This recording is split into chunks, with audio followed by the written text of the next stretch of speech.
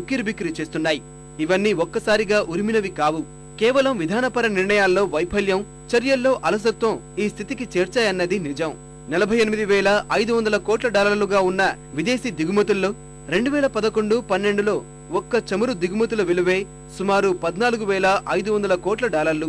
రూపాయి క్షీణత ప్రభావంతో చమురు కంపెనీలపై భారం పెరుగుతోంది. దీంతో నష్టాలతో కొట్టిమిట్టాడుతున్నామని ప్రభుత్వం వద్ద వాపోయే పరిస్థితి కనిపిస్తోంది. ధరలు పెంచడం ఒక్కటే ప్రత్యామ్నాయంగా కనిపిస్తోంది. అదే జరిగితే మళ్లీ జనం నెత్తిన పెట్రో పిడుగు ఖాయం. ఎన్నో రకాలుగా జనంపైనే భారం మోపే కార్యక్రమాలతో యూపీఏ ప్రభుత్వం ఇన్నాళ్లు నెట్టుకొచ్చింది.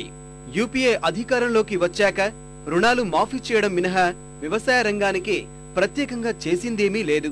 పైపెచ్చు అస్తవ్యస్త నిర్ణయాలతో రైతుకు నష్టం కలిగించే చర్యలే ఎక్కువ అయ్యాయి తప్ప ఇంకేమీ లేదు.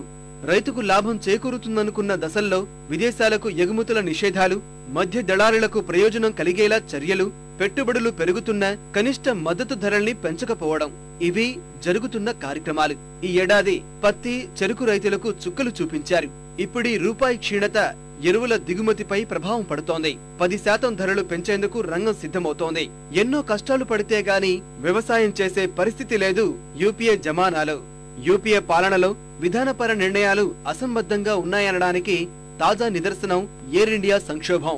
2007లో ఎయిర్ ఇండియా ఇండియన్ ఎయిర్లైన్స్ ను విలీనం చేసే సమయంలో పూర్తి స్థాయి నిర్ణయాలు జరక్కముందే మమ అనిపించేశారు. అప్పటికి ఒకటి నష్టాల్లో ఉంటే మరొకటి లాభాల్లో ఉంది. వారి చర్యల పుణ్యమా అని విలీనమయ్యాక నష్ట తీవ్రత పెరిగిపోయింది. పైలట్ల వేతనాలు, పదోన్నతులు, వారి సమస్యలు మాత్రం అలాగే ఉండిపోయాయి. ఇది యూపీఏ నిర్వాకమే.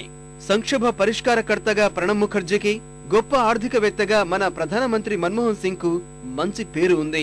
కానీ ఏం లాభం? దేశ ఆర్థిక వ్యవస్థ అథాపాతాళానికి జారిపోతుంటే చేష్టలుడిగి చూస్తూ ఊరుకున్నారే తప్ప పతనావస్థను ఎలా అడ్డుకోవాలో ప్రణాళిక వేయలేకపోయారు. మన్మోహన్ సింగ్ రాజకీయంగా విధుల నిర్వహణలో విఫలమయ్యారని ఇప్పటిదాకా విపక్షాల నుంచి విమర్శలు వచ్చాయి. కానీ ప్రస్తుత ఆర్థిక వ్యవస్థ తీరు చూస్తే స్వతహాగా ఆర్థికవేత్త అయినా సంక్షోభం అంచుల్లో కొట్టిమిట్టాడుతున్నా ఏం చేయలేకపోతున్నారన్న విమర్శలు పెరుగుతున్నాయి.